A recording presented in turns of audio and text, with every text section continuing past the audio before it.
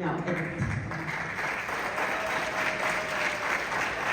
at this time, I would like to bring up Judy Chu to give welcoming remarks.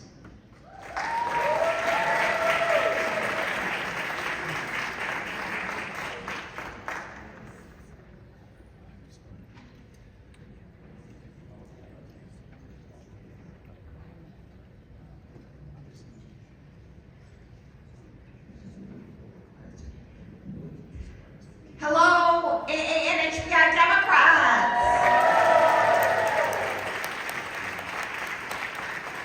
I'm Congressmember Judy Chu, and I am chair of the Congressional Asian Pacific American Caucus, or what we call KPAC.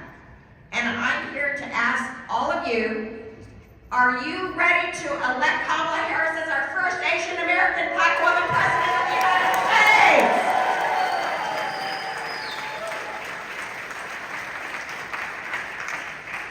Well, I am so thrilled to welcome each and every one of you to our AANHPI caucus meetings as we kick off the 2024 DNC convention.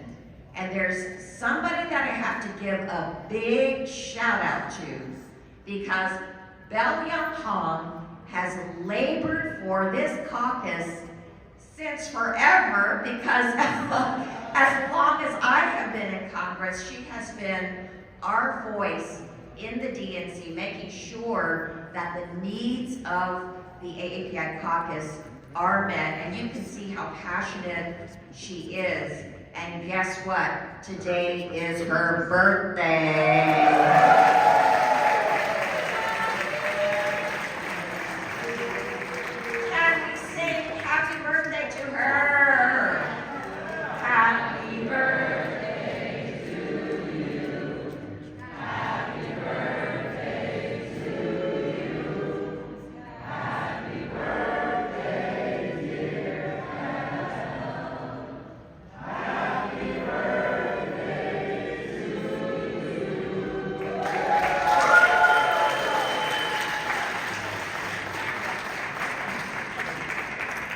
We have an incredible leader in her, and we also have our DNC Vice Chair, Senator Tammy Duckworth.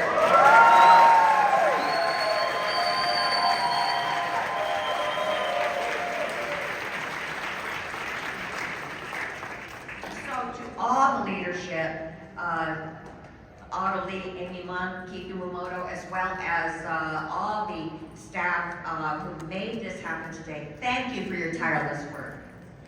As chair of KPAC, I'm so proud to follow in the footsteps of leaders like Norm Mineta, Robert Underwood, and Patsy Ming in leading this caucus. And by the way, how about that quarter with Patsy Ming's face on it?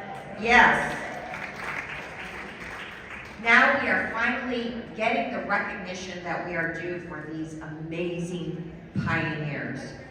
But before our founding, there was a time when we were invisible in the halls of Congress. As a result, there was no one to speak up for us when one of the most discriminatory acts in our nation's history was passed, the Chinese Exclusion Act in 1882, and when Japanese Americans were incarcerated during World War II. That's why it is so significant to see the immense growth of our power. Today, we have 22 AANHPI members of Congress and 79 KPAC members. This is a historic high.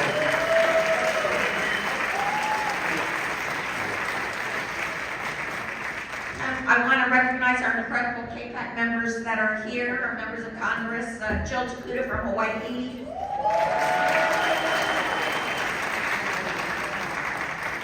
Roger Krishnamurthy from Illinois,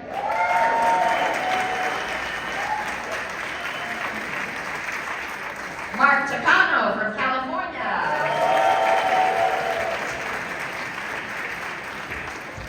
and of course we acknowledge our wonderful Senator Tammy Duckworth.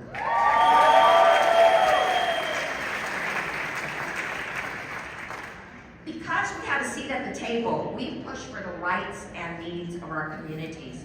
When COVID-19 resulted in 11,500 anti-Asian hate crimes and incidents, we got the COVID-19 Hate Crimes Act passed. When it was evident that so much of the American public did not know about the contributions of AA and HBIs. We got the AA and HBI Museum Study Bill passed to make sure that people knew that Asian American history is American history.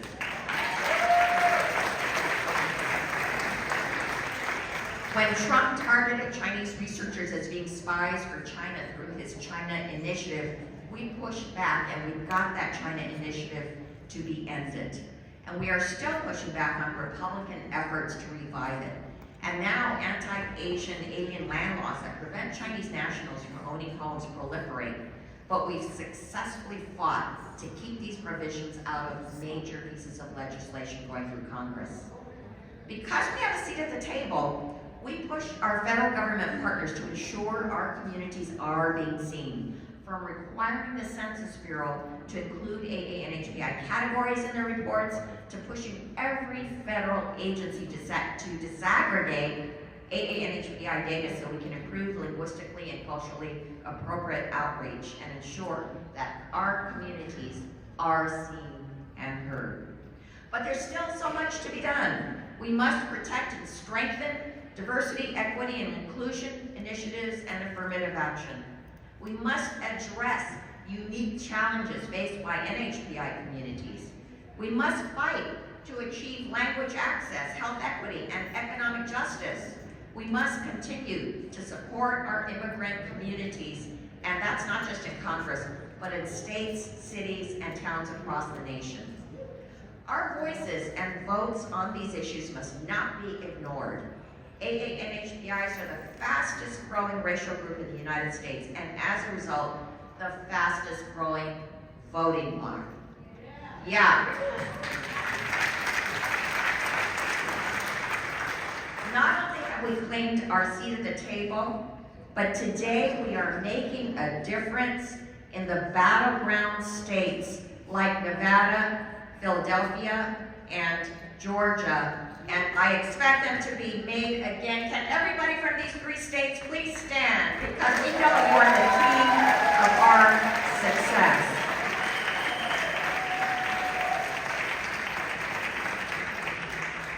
Thank you. Because of you, AA and HBIs have truly gone from being marginalized to being the margin of victory. And we need to take advantage of this incredible energy and enthusiasm all the way to victory in November. So I urge you all to remain engaged during this election season. So many of you already have leaned in and gotten involved, and I thank you for those efforts. And let me give a shout out to the Harris-Walz campaign for hiring a wonderful AA NHBI engagement director, Nadia Belkin.